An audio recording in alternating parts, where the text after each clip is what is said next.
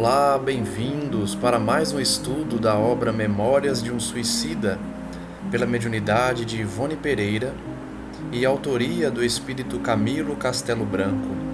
Estamos no nosso estudo número 66, passando pelos aprendizados de Camilo no mundo espiritual após o seu desencarne. No último estudo, na data de ontem, nós víamos que Camilo passou pelos professores, pelos instrutores responsáveis pelo seu aprendizado acerca das leis morais, acerca das ciências divinas, chamada de doutrina secreta na Índia e no Egito. E vimos que dos dois instrutores dele, em que ele passou por anos estudando e aprendendo junto dos seus colegas de classe, eles passaram então pela boa nova do Cristo, pela vida do Senhor, dos seus discípulos e pelos exemplos dados por eles na renúncia feita em favor do Evangelho. O terceiro e último instrutor seria aquele que traria a parte prática do aprendizado. Então, no último estudo nós paramos justamente na parte em que Camilo demonstra que o professor Epaminondas, o segundo instrutor, ele era muito severo e impunha certo pavor aos alunos, porque as suas aulas traziam essa análise profunda das questões pessoais de cada indivíduo, enquanto que o terceiro instrutor iria trazer a parte prática, nas inúmeras visitas feitas por Camilo e seus colegas ao planeta Terra, às regiões de sofrimento no mundo espiritual e também as visitas realizadas nos hospitais, nas clínicas, nos locais em que pessoas estavam desencarnando, a fim de que eles aprendessem como funciona o processo da desencarnação e também da reencarnação, processo que eles passariam em breve. Camilo então revela que nessas viagens, nessas caravanas à Terra, eles não assistiam a cenas de assassinato ou catástrofe. Chegavam sempre depois de ocorrido o drama, a tempo de colherem a explicação, a elucidação necessária. Ele diz que frequentemente era imposto a eles o doloroso dever de acompanharem o desligamento penoso, envolto em trabalhos de repercussões aterradoras. Então, o processo de desligamento dos indivíduos que não tiveram uma encarnação voltada para o espírito, mas sim para a carne. Então, ele acompanhava esses desligamentos muros adentro de cemitérios. Era ali, então, que Souria Omar, esse terceiro instrutor, discorria suas aulas magistrais, catedrático genial, digno de ser ouvido por discípulos prosternados e reverentes. As aulas, portanto, eram aulas práticas, com estudo de campo, estudo de casos, inclusive em cemitérios, em que o instrutor ia dando a aula enquanto eles acompanhavam o desligamento de muitos espíritos. E sob o farfalhar das galhadas, onde mimosos passarinhos pipilavam à noite, enternecidos a sonharem com a alvorada, ou à sombra augusta dos ciprestes folhudos e majestosos, pela calada da noite bordada de estrelas, como aos resplendores do astro-rei, eis que recebíamos as anotações do antigo mestre de Alexandria, com ele aprendendo o fenômeno magnífico da alma que se despoja da armadura que a enclausurava para retornar à liberdade dos páramos espirituais. Então Camilo diz que essas lições práticas eram realizadas de dia, de noite, sob a sombra dessas árvores ou ouvindo o canto dos pássaros durante o dia, a fim de que aprendessem o processo de desencarnação, de desligamento da alma com o corpo físico. Ele diz que eles não poderiam, no entanto, muitas vezes, furtar a vivas impressões de sofrimento durante esses espetáculos augustos. Então, de fato, eles acompanhavam cenas também de sofrimento naquelas situações. O aprendizado implicava a contemplação de muitas desgraças alheias, dores superlativas, intraduzíveis angústias, misérias e desesperações, diante das quais corriam nossas lágrimas. Arfava doloridamente o nosso seio, compungiam-se nossos corações. Então, nessas aulas práticas, os alunos viam pessoas sofrendo pelo desligamento do corpo físico, pelo processo de desencarnação, muitas vezes pessoas que não estavam preparadas para o mundo espiritual e por isso sofriam, e eles sofriam juntos, testemunhando aquelas dores. Mas era também preciso aprender com esses espetáculos o domínio das emoções, impor serenidade às forças mentais como ao sentimento, tratando antes de refletir, a fim de aplicar esforços no sentido de auxiliar e remediar situações, sem perder tempo precioso com lamentações estéreis e lágrimas improdutivas. Então, além de presenciarem o sofrimento, para que aprendessem como se dá o processo, essa didática também servia para que eles tivessem preparo de controle dos sentimentos, das vibrações, dos pensamentos. Testemunhar aquelas dores também servia como aprendizado de autocontrole, para que não se desesperassem junto daqueles que sofriam. Semelhantes impressões, diz Camilo, atingiram o seu clímax quando se viram obrigados a observar os desprendimentos prematuros ocasionados pelo suicídio. Então, depois de ver muitos espíritos realizando o processo de desligamento, eles chegaram naqueles que cometeram suicídio, como eles também cometeram no passado. Então, a loucura que atacou eles todos naquela época do resgate subia das profundidades anímicas para onde haviam sido relegadas e irrompiam a contragosto nosso, afligindo-nos com o espectro de um pretérito que se transmutava em presente. Então é lógico, que a lembrança de Camilo e dos seus colegas sobre o suicídio que cada um vivenciou, quando observavam aqueles espíritos que tinham acabado de se suicidar também, vinha à tona as lembranças de todo o processo que eles tinham passado. O tono abominável de nossas passadas raivas avolumava-se na febre de reminiscências malvadas, desorientando-nos, fazendo-nos resvalar para a alucinação coletiva. Os instrutores certamente sabiam disso, Sabiam que esse processo dessas lições trariam essas dores a Camilo e aos seus colegas. Porém, fazia parte do aprendizado, fazia parte do preparo que eles estavam recebendo para reencarnarem novamente. Então, eles quase enlouqueciam ao relembrar tudo o que tinham passado, vivenciando a experiência daqueles espíritos também suicidas. Era quando toda a energia, toda a caridade e sábia assistência de nossos guardiães entravam em ação, impondo silêncio às nossas emoções, repelindo veementemente nossas truanices alucinatórias, chicoteando ao contato benévolo de suas terapêuticas fluídicas as excitações mentais provenientes das recordações, até que o presente se impusesse. Então, nesses momentos de quase loucura, em que eles se recordavam dos momentos de suicídio deles próprios, os mentores, os guias, os amigos espirituais intervinham, evitando que eles, então, se entregassem a esse sofrimento exagerado, resgatando eles também dessa situação.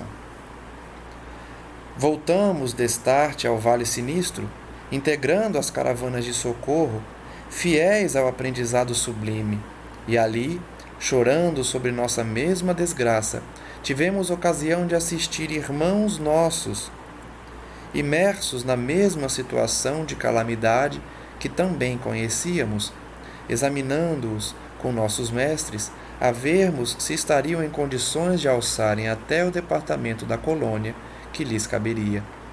Então vejam que todos eles já estavam trabalhando em nome do Cristo, em nome da legião dos servos de Maria, porque visitavam o Vale dos Suicidas, visitavam a região que eles haviam vivenciado no passado e agora retornavam para possibilitar o resgate de outros indivíduos que estavam ali. Trabalhavam, portanto, no resgate de espíritos também suicidas, mas que estavam em condições muito piores que as deles. Camilo diz, então, que nesse trabalho ele identificava quem podia ser resgatado, quem já tinha condições de ser levado para a colônia, como ele também foi um dia. Piedosamente, falávamos-lhes, encorajando-os, consolando-os, mas não éramos compreendidos, passávamos anonimamente. E foi assim que soubemos ter sido nós, outrora, também benevolamente assistidos por outrem, sem que nossas precárias condições o suspeitassem. Então, da mesma forma que Camilo e seus colegas estão ali, buscando ajudar, buscando resgatar, os suicidas muitas vezes não enxergam, não conseguem compreender ou rechaçam essa ajuda, da mesma forma que Camilo e seus companheiros fizeram quando estavam lá também. De todos os conhecimentos que gradativamente adquiríamos, cumpria-nos apresentar pontos construídos por nós próprios, criar exemplos em teses que muito honrariam os institutos terrenos, caso quisessem adotar os mesmos ensinos para esclarecimento e moralização de seus alunos, extrair análises, tudo o que viesse provar nosso aproveitamento na iniciação do psiquismo. Então Camilo revela que nesse aprendizado ele colhia essas fórmulas para apresentar aos encarnados e também para demonstrar que eles estavam aprendendo.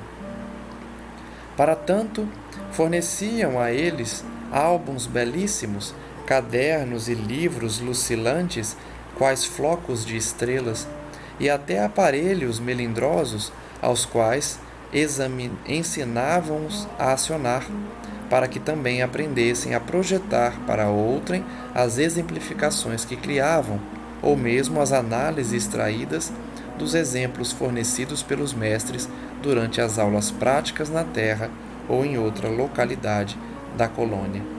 Então vejam que eles recebiam instrumentos, cadernos, livros e inclusive aparelhos para que eles criassem o método de cada um para auxiliar os suicidas que agora estavam numa situação precária, numa situação de dor.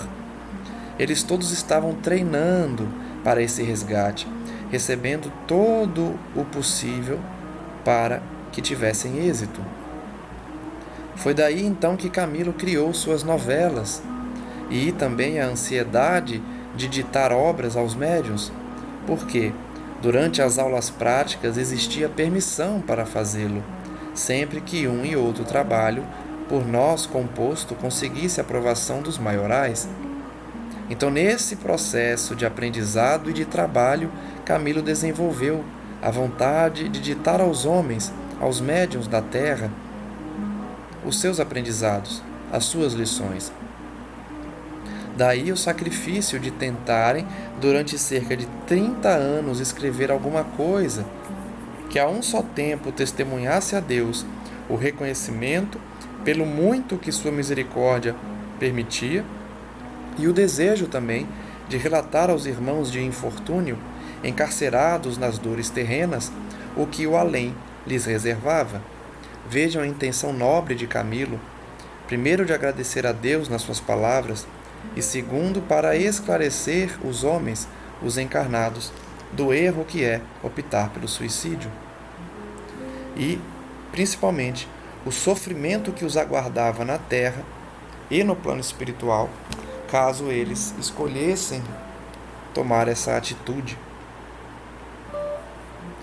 Para tal cometimento, diz Camilo, não haveria necessidade de sermos escritores, porque o aprendizado com nossos mentores nos educava o sentimento, equilibrando-nos o raciocínio de molde a conseguirmos servir a verdade que nos rodeava. Então vejam que as lições aprendidas na colônia são tão profundas e tão grandiosas que os alunos não precisam ser escritores para transmitir aos homens na terra esses aprendizados. Basta assistir às aulas, basta que eles se dedicassem àqueles serviços para que eles pudessem também ditar aos encarnados toda a trajetória do seu aprendizado. Muita aplicação e devotamento exigiam esses estudos transcendentes, porquanto eram vastíssimos os campos de observação. Vejam que os estudos eram de fato profundos por conta da observação e os motivos diariamente deparados por eles.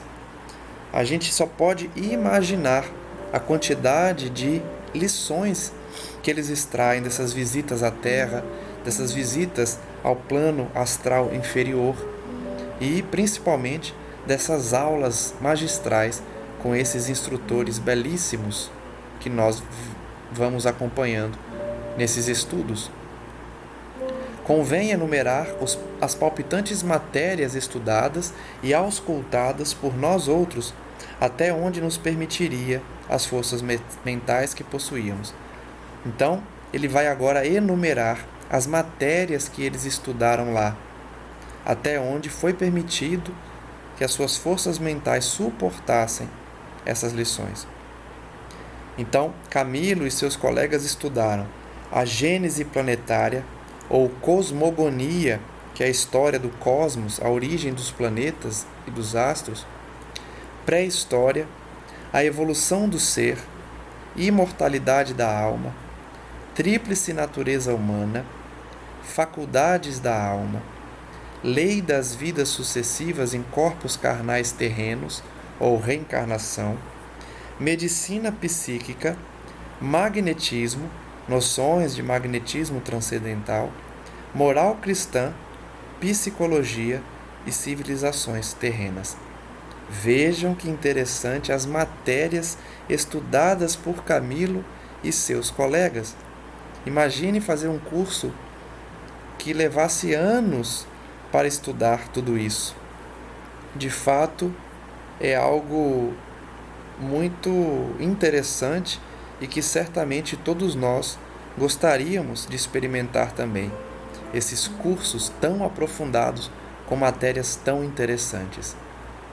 Alternados com as aulas de Evangelho, esses estudos apresentavam correlação íntima com as aulas do Evangelho, o que nos impelia a melhor compreender e venerar a sublime personalidade de Jesus Nazareno, ao qual passamos a distinguir, tal como faziam nossos instrutores, como chefe supremo da iniciação, pois, com efeito, em todos os compêndios que consultávamos, buscando elucidação na ciência, deparávamos lições, claros ensinamentos, atos e exemplos daquele grande mestre, como padrão máximo de sabedoria e verdade, modelos irresistíveis, bússolas que nos convidavam a seguir para atingirmos a finalidade sem os desvios oriundos do engodo e das falsas interpretações.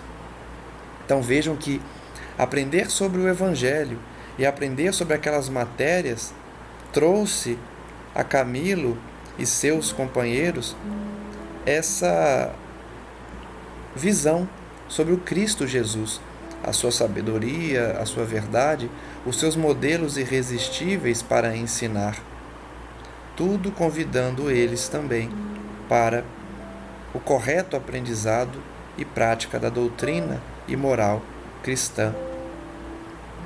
Como por mais de uma vez já esclarecemos, nossos estudos eram enriquecidos com a prática e a exemplificação. Eles tinham então os estudos teóricos, mas principalmente tinham o estudo prático, os exemplos. Esse detalhe, porém, que implicava até mesmo realizações que testemunharíamos futuramente, durante a renovação imprescindível de um corpo carnal, nem sempre fornecia satisfações ao nosso coração. Logicamente, o aprendizado prático, os exemplos que eles escolhiam na prática, não era sempre que trazia consolações, satisfações, porque eles acompanhavam muitas situações de sofrimento. Ele diz aí, ao contrário, frequentemente essas lições práticas ocasionavam grandes angústias, arrancando de nosso seio lágrimas pungentíssimas e mesmo momentos tenebrosos de desesperos que nos abatiam, levando-nos a enfermar. Então vejam que essas situações práticas eram tão chocantes que poderiam até levá-los à enfermidade. Situações críticas, vexames se avolumavam sobre nós, como veremos, sem que a tão desagradáveis resultados nos pudéssemos eximir, porque tudo era sequência da bagagem moral inferior que conosco transportáramos para o além-túmulo. Então aquelas vivências sofridas de exemplo, de ensino prático, faziam parte do aprendizado deles por conta da sua inferioridade moral, a sua bagagem moral inferior que eles transportavam da vida física para a vida espiritual. Logo no primeiro dia de aula, terminada que foi a fulgurante peça oratória, expusera o venerando Epaminondas de Vigo, lançando uma advertência que nunca mais se apagaria do nosso senso íntimo. Vejamos então qual foi a advertência do Epaminondas na primeira aula que Camilo e seus colegas realizaram. Nenhuma tentativa para o reerguimento moral será eficiente se continuarmos presos à ignorância de nós mesmos. Percebam a importância do conhece-te a ti mesmo. Será indispensável, primeiro, averiguarmos quem somos, de onde viemos, para onde iremos, a fim de que nos convençamos do valor da nossa própria personalidade e a sua elevação moral, nos dediquemos, devotando a nós próprios toda a consideração e o máximo apreço. Então a primeira lição do Epaminondas é justamente conhecer a si próprio, dedicando-se, devotando-se, cada um a si mesmo, para que se reerguessem nessa trajetória ao encontro do Cristo. Até aqui, meus caros discípulos, ao contrário de Aníbal, que nos mimoseava com um terno tratamento de irmão, Epaminondas só nos permitia a cerimônia de um trato disciplinar. Notem a diferença de Aníbal para Epaminondas, que eu já levantei aqui no último estudo. Aníbal é mais carinhoso, é mais amoroso. Epaminondas é mais rígido, mais disciplinado. Então chamava-os de discípulos. Tendo então eles caminhado cegamente pelas etapas das migrações na Terra e estágios no astral, movimentando em círculo vicioso, sem conhecimentos nem virtudes que os induzissem a progresso satisfatório, eles estavam ali, recebendo esse ensinamento. Epaminondas já falou de pronto. Vocês estavam na Terra, num círculo vicioso, sem conhecer as virtudes que levam ao progresso. Engolfados nos desejos impuros da matéria, passivos aos impulsos cegos das mais danosas paixões, ou embrutecidos na ganga obscura dos instintos, tendes ignorado propositadamente, graças à má vontade, ou absorvidos por criminosa indiferença que ao nosso ser o Todo-Poderoso enalteceu com essências que lhe são próprias, as quais nos é dever cultivar sob as bênçãos do progresso, até que floresçam e frutifiquem na plenitude da vitória, para que fomos por isso mesmo destinados. Então Epaminondas, no primeiro momento, puxa a orelha de todos eles, chama a atenção, ao fato de que eles viviam na terra, mas não se dedicavam aos seus espíritos. Estavam engolfados num círculo vicioso de dedicação exclusiva ao egoísmo e ao orgulho, esquecendo então o destino de sublimação e de elevação espiritual. Camilo então diz que Epaminondas disse isso e, indicando um dos penitentes que se achavam mais próximos, nas arquibancadas, fê-lo penetrar o círculo em que se estabelecia a sua cátedra, e agrupavam-se, concentrados e mudos, os adjuntos. Então Epaminondas chamou um deles para que integrasse o círculo que ficava ele e seus adjuntos. Determinou o ocaso ou a própria clarividência dolente que a escolha atingisse nosso companheiro de grupo, Amadeu Ferrari, um brasileiro de origem romana, natural do interior do estado de São Paulo, o qual, segundo passamos a conhecer nessa mesma hora, suicidara-se aos 37 anos, julgando possível escapar à vergonha da prisão, devido a certos feitos imprudentes, bem como à ameaça de um câncer que começara a entumescer-lhe a região glótica. Pô-lo à sua frente e interrogou, demonstrando autoridade.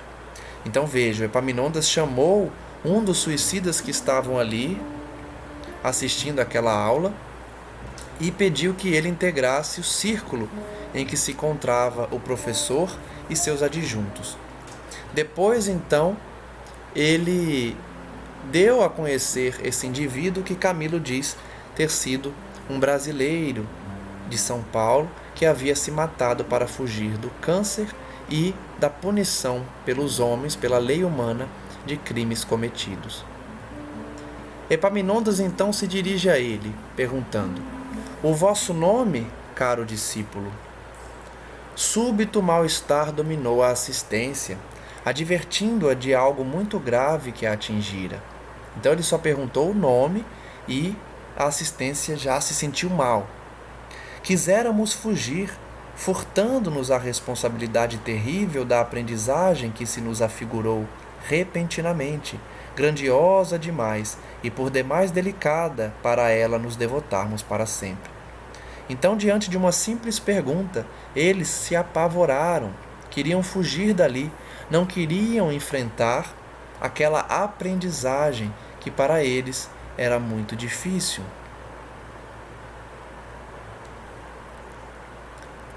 Tivemos então, diz Camilo, a intuição de que se iriam passar coisas irremediáveis que marcariam era nova em nossos destinos e tivemos medo. Epaminondas de Vigo apareceu-nos então como um juiz inflexível que nos julgaria, arrastando-nos até onde depararíamos o tribunal temível de nossa própria consciência, e profundo terror nos inspirou sua presença venerável. Enquanto a figura jovial e terna de Aníbal de Silas, com suas exposições alvissareiras sobre a Boa Nova, que tão bem nos haviam consolado, desenhou-se a nossa imaginação, produzindo funda saudade do seu verbo manso, que carinhosamente rememorava os feitos sublimes do meigo Nazareno.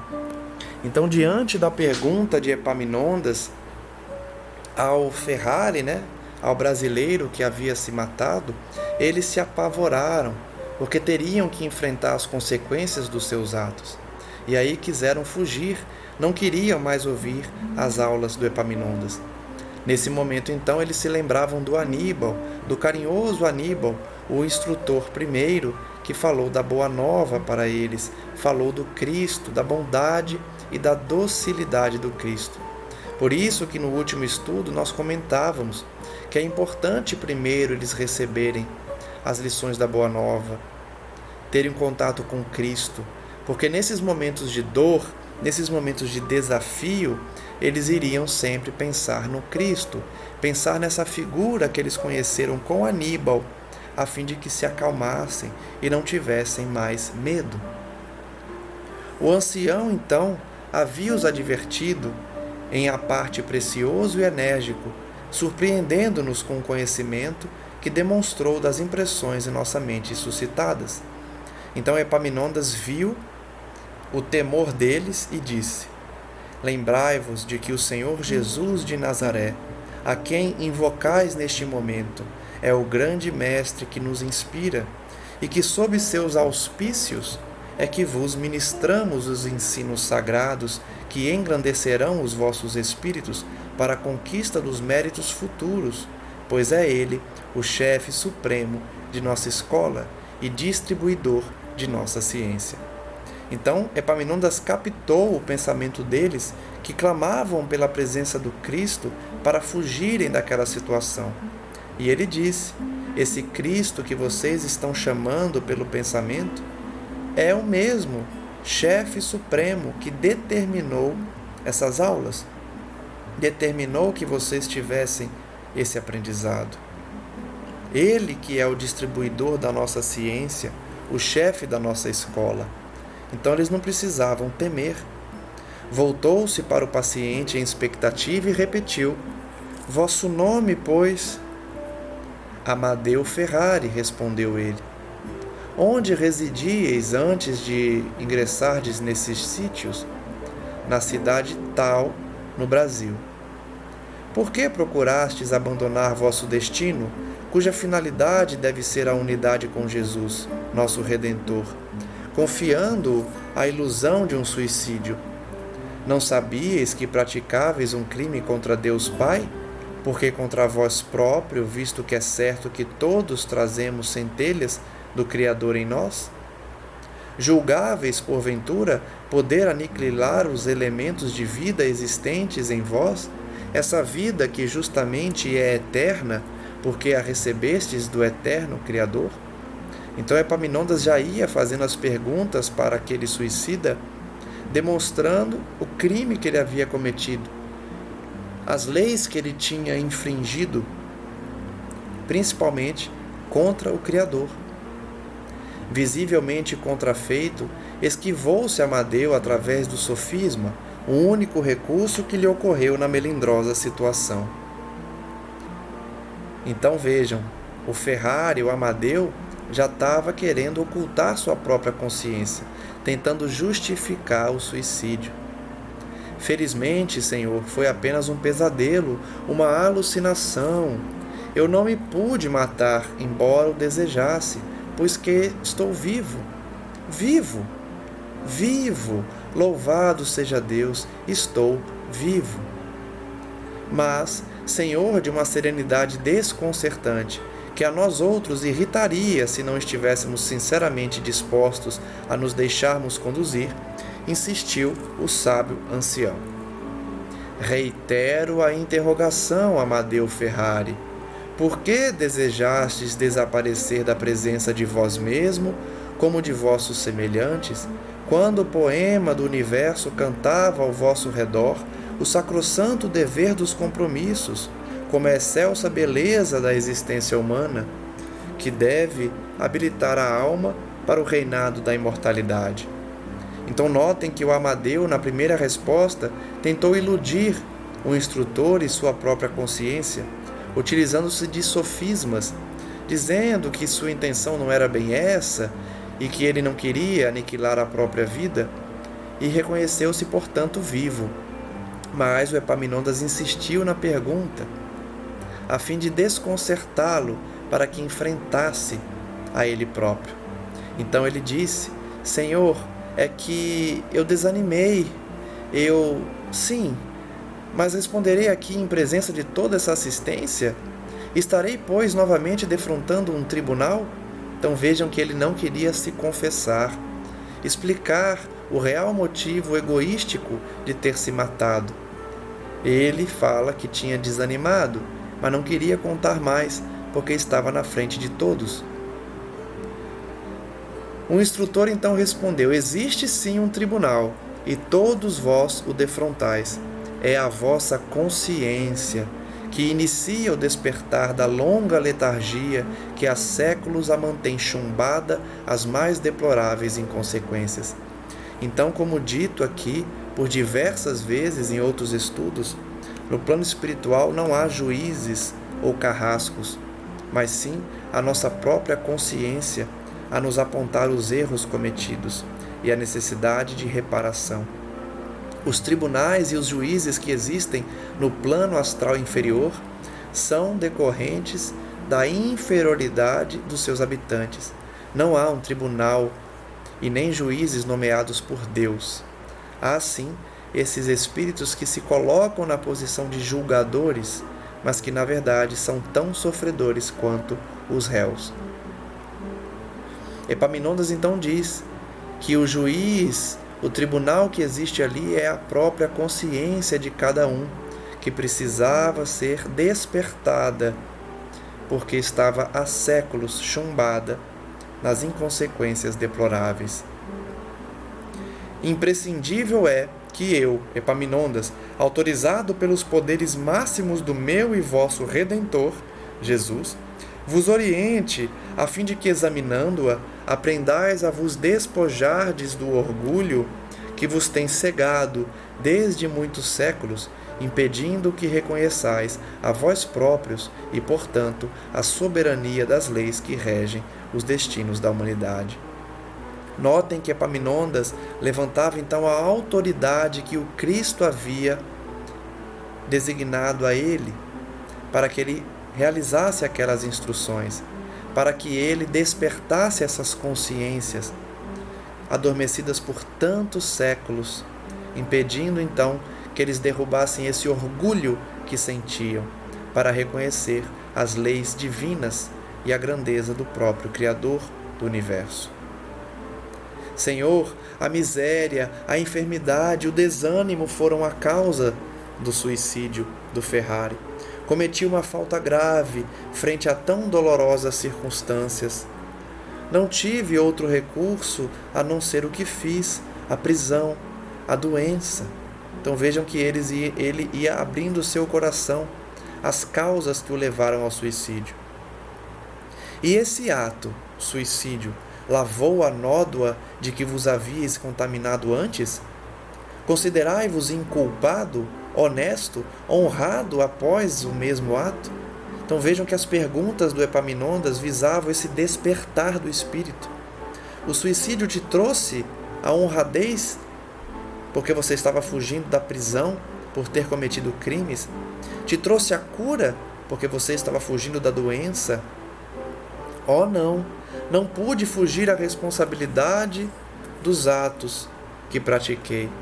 Então o suicídio não serviu para nada, só para piorar sua situação. Sinto-me desonrado por ter lançado mão de quantias que me foram confiadas.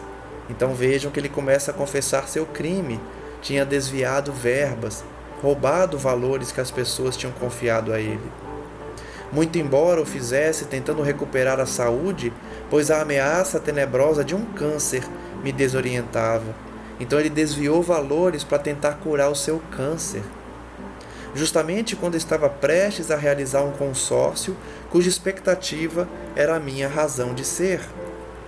A quantia era avultada, eu era bancário, a prisão ou a morte. O câncer, o roubo, pois era roubo. O ideal de amor desmoronado, preferi o suicídio. Sei que foram grandes crimes, mas sinto-me ainda confuso, apesar de muito já me ter esclarecido ultimamente. Então notem que esse indivíduo, esse espírito, confessou seus crimes por ter roubado valores para tentar curar seu câncer e não queria enfrentar nem a doença, nem o cárcere, e por isso se matou. Reconhecia então que tinha cometido grandes crimes, mas estava confuso apesar dos esclarecimentos. Por que fui colocado em tão desgraçadas circunstâncias? A confusão turbilhona a minha mente. Intuições pavorosas segredam-me um passado do qual tenho pavor. Ó Jesus de Nazaré, misericórdia, eu tremo e vacilo, não compreendo bem. Então notem que depois de confessar seus crimes, reconhecer a gravidade do suicídio e dos crimes praticados antes de se matar, ele começou a ter uma regressão, lembrando dos motivos que levavam ele a ter aquelas expiações da doença, da situação difícil em sua vida que levou ele ao crime. Então, à medida que ele mesmo indagava o porquê ter sofrido, e isso proporcionava a intuição para a regressão espontânea. Ele ia lembrando do passado que ele queria esquecer. E aí nós vamos já começando a enxergar o motivo da aula do Epaminondas, que já tinha sido revelado que ele seria o instrutor responsável pelas regressões, para que os suicidas enfrentassem as suas vidas anteriores, para que reconhecessem os motivos dos seus sofrimentos atuais que os levaram ao suicídio por decisão individual. Epaminondas então diz: pois irás compreender, Amadeu Ferrari, é imprescindível que você compreenda. Acenou então para 2 assistentes que aguardavam suas ordens. Fizeram sentar o penitente diante da tela espelhenta, colocando-lhe em seguida um diadema idêntico ao usado pelo mestre para as dissertações. Notem que ele vai utilizar do mesmo procedimento para transportar as vivências daquele suicida para as telas, para o espelho que fica defronte ele próprio, e todos veriam as condutas praticadas por aquele indivíduo, as suas escolhas e as causas que o levaram ao sofrimento e, sem resistências, ao suicídio. Pairava pelo ambiente sincera emoção religiosa. Camilo diz que sentia então que um grandioso, sacrossanto mistério iria se desvendar naquele instante ao entendimento deles, e eles, contritos e temerosos, aguardavam, enquanto benéficas influências envolviam o momento sagrado que viviam. Eles já estavam sentindo que iam verificar as existências passadas do Amadeu Ferrari, a fim de compreender as suas angústias. Epaminondas voltou-se para a assembleia de discípulos e conclamou: ficai atentos, a história desse vosso irmão é também a vossa história. Suas quedas mais não representam que as quedas da própria humanidade em lutas diárias com as próprias paixões. Pela mesma razão, não deveis comentar o que ireis presenciar. Antes, observai a lição que vos será fornecida como exemplo, do qual extraireis a necessária moral para aplicá-la em vós mesmos. Então vejam que Epaminondas alerta a todos eles, antes de começar a didática, que os sofrimentos e as quedas daquele espírito, Amadeu Ferrari, eram os mesmos sofrimentos e quedas da humanidade, porque toda vez que o indivíduo cai, a humanidade está caindo junto dele, já que é papel de todos caminhar em conjunto para o Senhor. Que eles utilizassem então aquelas lições para o aprendizado útil no futuro, pois será útil que eles lembrassem que todos eram almas decaídas, a quem a iniciação em princípios de moral elevada e redentora trata de conduzir aos pórticos do dever. Então, ele se postou de braços alçados para o infinito, em atitude de prece e concentração fervorosa. Acercaram-se os adjuntos como a auxiliarem mentalmente seus intuitos. Notem que não basta somente o aparelho para que aquele fenômeno ocorresse. Era necessária ainda a intervenção do mestre, do instrutor, que se concentrou para que a regressão ocorresse. Poderosa corrente fluídica estabeleceu-se, envolvendo em ondas fortes a assembleia de pecadores, que se deixava estar atenta e respeitosa, até que, de súbito, ordem singular ressoou em tom enérgico que não admitiria tergiversação. Então, depois de se concentrar, Epaminondas, utilizando-se da corrente fluídica entre ele e os seus assistentes, envolvendo a todos que estavam ali, ele deu uma ordem enérgica e singular que não admitia qualquer negativa.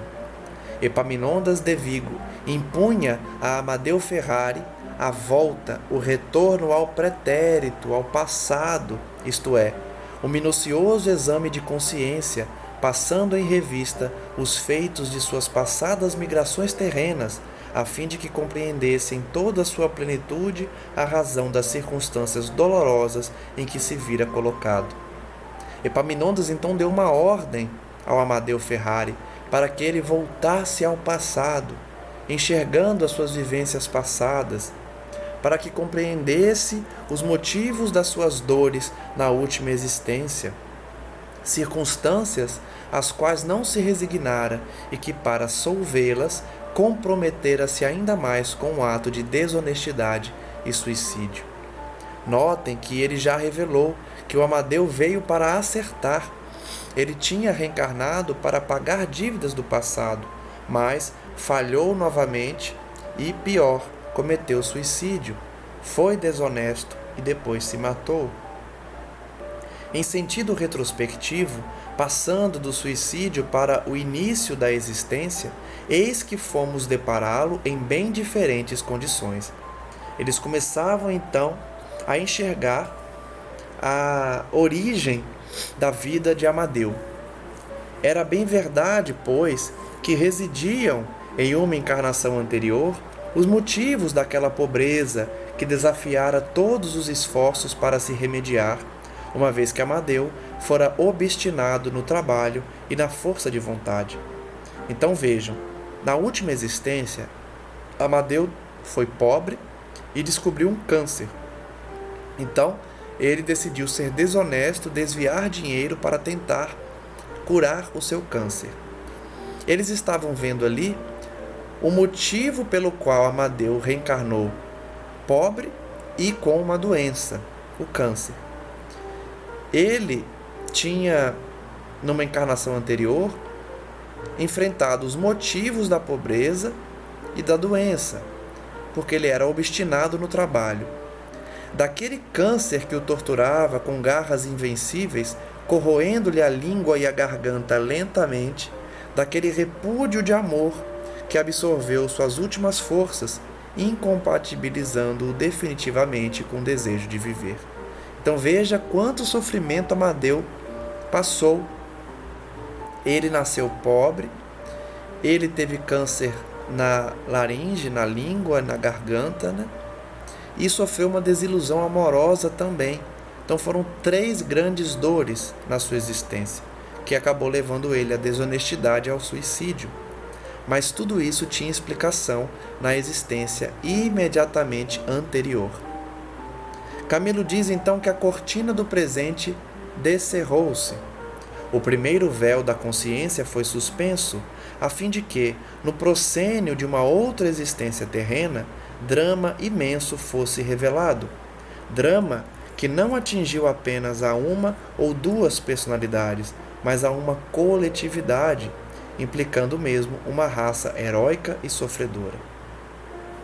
Então notem que a explicação daquelas dores estava na descortinação do primeiro véu da consciência, em que eles viram uma outra existência do Amadeu e que o drama foi revelado, um drama que não atingiu só pessoas, mas sim toda uma coletividade. Vejamos que drama foi esse. Amadeu Ferrari apareceu-nos descrito por sua própria mente no ano de 1840, como traficante de escravos negros de Angola para o Brasil. Então notem, por que a própria mente do Amadeu que trazia aquelas imagens? Porque ele estava usando aquele mesmo aparelho que o instrutor usou, tanto o Aníbal quanto Epaminondas, para as suas aulas. Em especial o Aníbal, que ia falando do Cristo, e todos eles viam as lembranças do Aníbal passando naquela tela. Agora eram as lembranças do Amadeu, que demonstrou pela sua lembrança que foi um traficante de escravos. Por isso, renasceu com tantas dores. Mas vamos ver o que ele fez. Era então de nacionalidade portuguesa, e daí nossa afinidade com ele. Nessa última encarnação ele foi brasileiro, mas havia sido português, um senhor de escravos.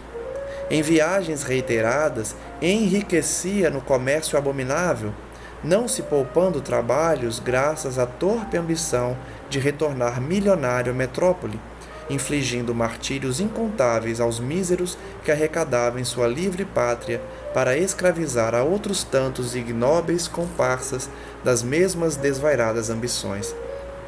Então notem que a gente começa a compreender por que esse espírito Amadeu reencarnou com doença na faringe, na laringe, na língua, na boca. Nós vamos entender por que essa região específica ele veio com câncer, mas a primeira informação foi revelada. Ele trabalhava sem cessar para ter cada vez mais escravos e enriquecer. Por isso veio com a expiação da pobreza e com essa vontade de trabalhar, que ele já trazia da outra existência. Na truculência de instintos desumanos, cevava-se no maltrato aos negros, ordenando chicoteá-los pela mais insignificante falta, ou mesmo por nenhuma, infligindo-lhes castigos cuja fereza bradava aos céus, tais como a fome e a sede, a tortura e a separação das famílias, pois que vendia aqui os filhos, acolá a mãe, mais além o pai, os quais nunca mais se encontrariam, a não ser mais tarde no além-túmulo, morrendo muitos destes desgraçados atacados pela nostalgia e pelas saudades dos seres amados. Vejam que tristeza então Amadeu causava, separando famílias africanas aos montes, pais, filhos e mulheres, mães e filhos, que só se encontravam no plano espiritual após a morte, e muitos deles desencarnavam de melancolia, de solidão. Certa vez, na fazenda que lhe era própria, aviltara a jovem escrava negra, mal saída da infância, e porque o desventurado pai da desgraçada, velho escravo de 60 anos, no momento de suprema desesperação, louco de dor, diante do cadáver da filha que procurara na morte encobrir a vergonha de que se sentia possuída, bradasse seu vil procedimento, acusando-o pelo suicídio da moça, mandou que ferozes capatazes queimassem a língua do velho escravo a ferro em brasa, até vê-lo cair exânime nas convulsões da agonia. Vejam como ele foi mau, não é? Além de abusar de uma escrava, ela se matou pela vergonha, e seu pai, já idoso, começou a bradar na loucura da dor os crimes cometidos pelo Senhor. Ele então mandou queimar a sua língua, a língua do escravo. Vejam que a reencarnação sempre tem essa explicação no passado, as doenças, as dores, as expiações. Ora, ao passo que nos elucidávamos na majestosa lição, o paciente reconhecia-se tal como era, portador de paixões inferiores, múltiplos defeitos, vultosos deméritos, e debatia-se violentamente, presa de convulsões indescritíveis, acovardado frente ao flagício que lhe infligia a consciência, desorientada na tortura dos remorsos. Vamos então refletir nesse aprendizado de hoje, deixando para amanhã o estudo da continuidade dessa existência tão dolorosa e tão ruim do Amadeu.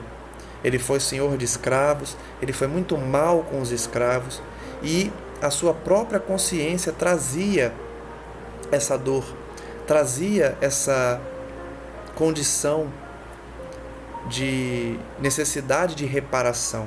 Por isso, veio com essa dívida na região da boca, da língua, porque tinha infligido essa dor ao escravo, que somente estava desabafando por ver sua filha morta nas mãos daquele homem. Também a sua consciência de culpa por ter sido senhor de escravos fez ele retornar numa condição de pobreza, de não conseguir custear a cura da doença que é incurável, mas que ao menos ele pudesse encontrar um ânimo de diminuir as dores.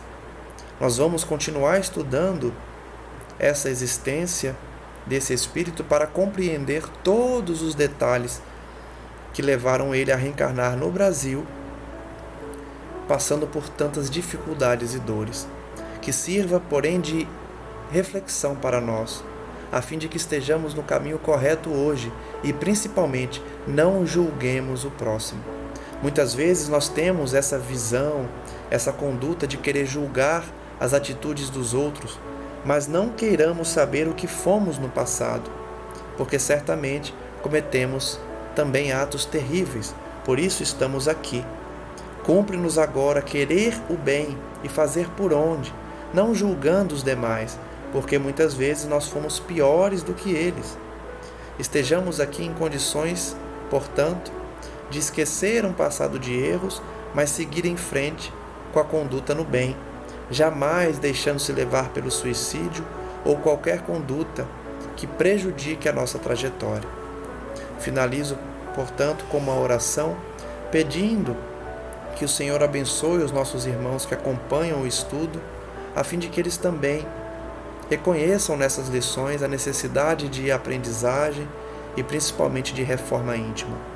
Estejamos cientes de que a justiça divina é implacável, mas também muito misericordiosa, que nos leva a uma reflexão sobre o que fizemos, sobre o que escolhemos ser e que agora queremos o bem, não queremos mais errar. Estejamos, portanto, sintonizados com os nossos mentores, a fim de que aprendamos a recolher na oração e nas lições das obras espíritas e tantas outras o caminho necessário para a nossa redenção, no caminho que leva ao Mestre Jesus e também ao nosso aperfeiçoamento ininterrupto na estrada evolutiva. Graças damos a Ti, Senhor, hoje e sempre, e que assim seja. Agradeço mais uma vez a todos e os aguardo no próximo estudo, a fim de continuarmos a aprender tanto nessa obra magnífica. Um forte abraço a todos.